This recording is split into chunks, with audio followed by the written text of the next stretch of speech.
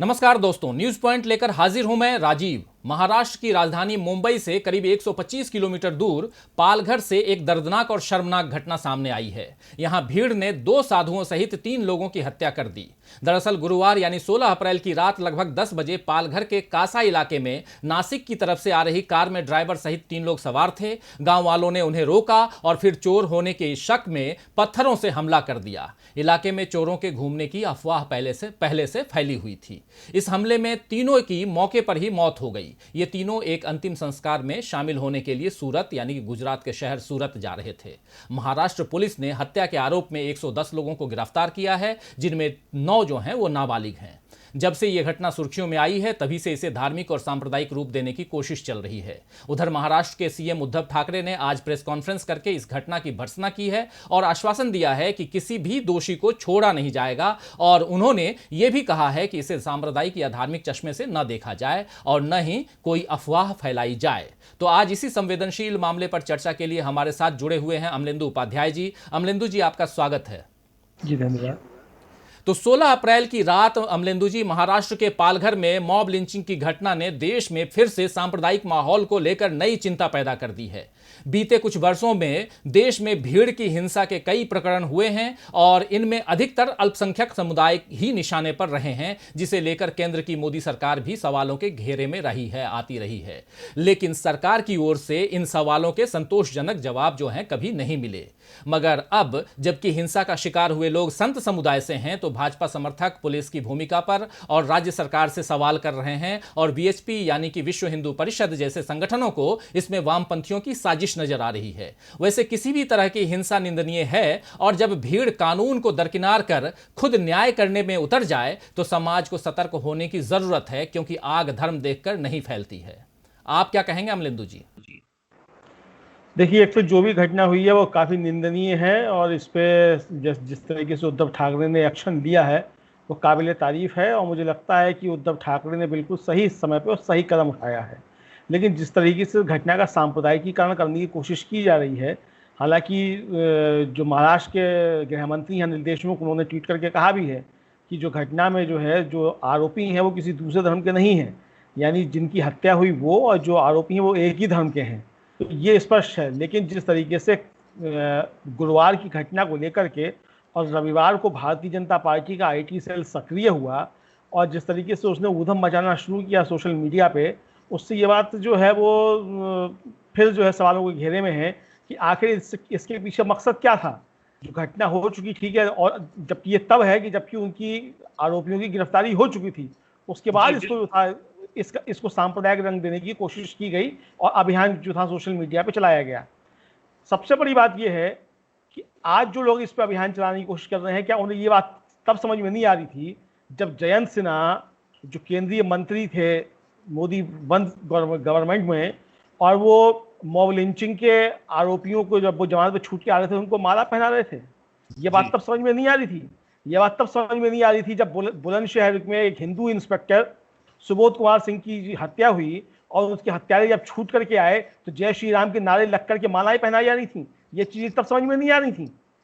सवाल ये है कि आप जो है जिस तरीके का माहौल बना रहे हैं और पिछले 6 सालों में जिस तरीके से देश के अंदर माहौल बना है और खासतौर से उसमें सरकार की और सत्तारूढ़ दल की शय रही है, वो एक हिंसक समाज बनाने की ओर जो ले जाया जा रहा है।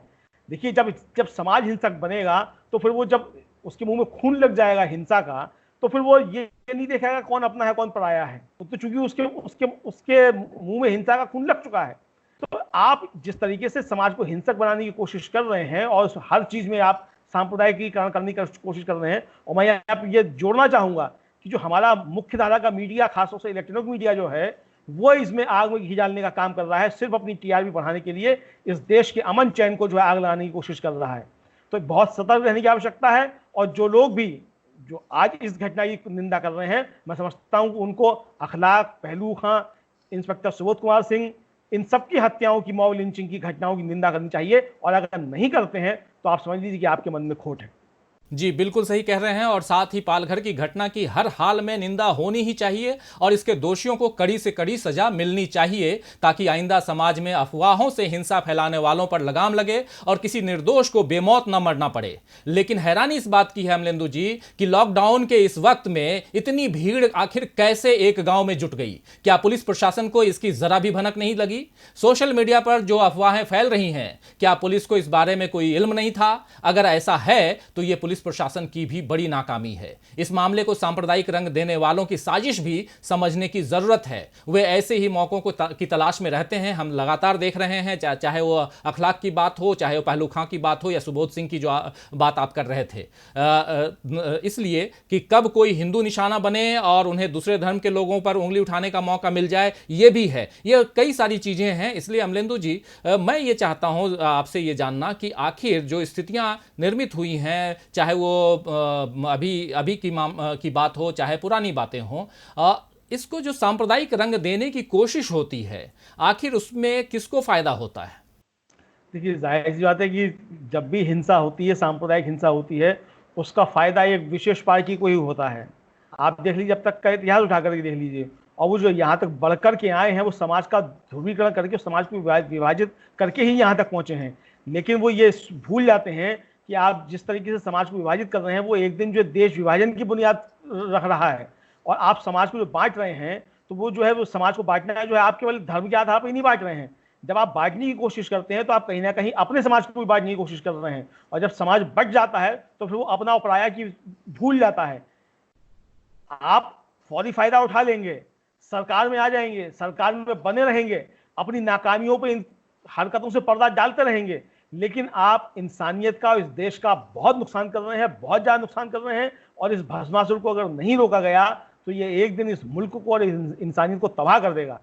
सत्तारूढ़ दल को ये समझने की आवश्यकता है, और इस मीडिया के जो जहरीले एंकर हैं, उनको भी समझने की आवश्यकता है कि आपकी टीआरपी, आपकी सत्ता, ये आपके लिए महत्वपूर्ण हो सकती है, लेकिन इंसानियत के लिए जो इंसानियत महत्वपूर्ण है और ये देश महत्वपूर्ण है, इससे ऊपर उठ करके कोई भी नहीं है। आपका सांप्रदायिक एजेंडा इस देश से ऊपर और मानवता से ऊपर नहीं है।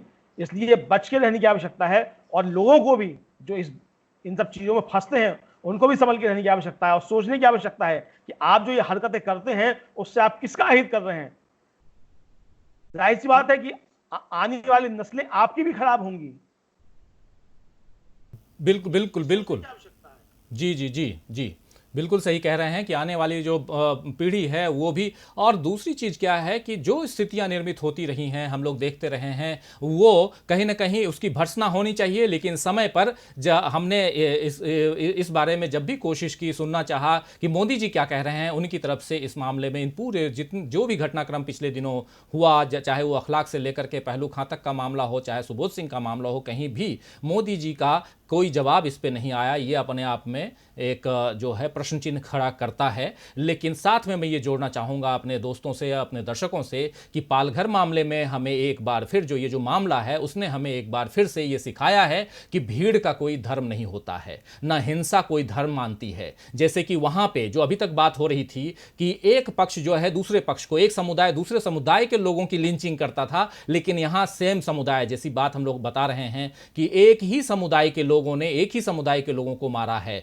तो इसीलिए भीड़ का कोई धर्म नहीं होता है। अफवाहों के कारोबारी बड़ी चालाकी से लोगों के बीच नफरत का जहर फैलाते हैं, वो जहर इस तरह की भयानक घटनाओं के रूप में बाहर निकलता है जो हम लोग पालघर में देख रहे हैं। इस जहर को काटने का एक ही तरीका है कि समाज में कानून का राज कायम होने दें, जो धर्म जाति की सीमाओं से ऊपर उठकर सबके लिए बराबर हो। तभी हम खुद को बचा पाएंगे और इस देश को, इस धरती को बचा पाएंगे। तो जरा सोचिए इस विषय में, और आप लोग चिंतन कीजिए कि आखिर ये घटना, इस ढंग की घटनाएं ना हो, और अफवाह फैलाने वालों से बचिए। और कभी भी ऐसा मत सोचिए कि अगर कोई कुछ कह रहा है तो उसके पीछे भागें। और खासकर व्हाट्सएप यूनिवर्सिटी जो है, उससे दूर रहने की कोशिश कीजिए, और व्हाट्सएप का उपयोग सिर्फ और सिर्फ सूचनाओं का, वैसी सूचनाओं का, तथ्यपरक सूचनाओं का आदान प्रदान करने के लिए ही कीजिए, ताकि इस समाज का भला हो, हमारा भला हो, आपका भला हो, हम सबका भला हो। तो अमलेंदु जी, आपने इस चर्चा में भाग लिया, आपने अपना वक्त निकाला, बहुमूल्य वक्त निकाला, इसके लिए बहुत बहुत धन्यवाद। धन्यवाद। और दोस्तों, आपने इस गंभीर विषय को इतनी गंभीरता के साथ सुना, उसके लिए आपको बहुत बहुत धन्यवाद। और देखते रहिए डीबी लाइव। अगर ये वीडियो पसंद आया तो इसे शेयर करना ना भूलिए, शेयर जरूर कीजिए, ज्यादा से ज्यादा लोगों तक इसे पहुंचाइए। नमस्कार, देखते रहिए डीबी लाइव।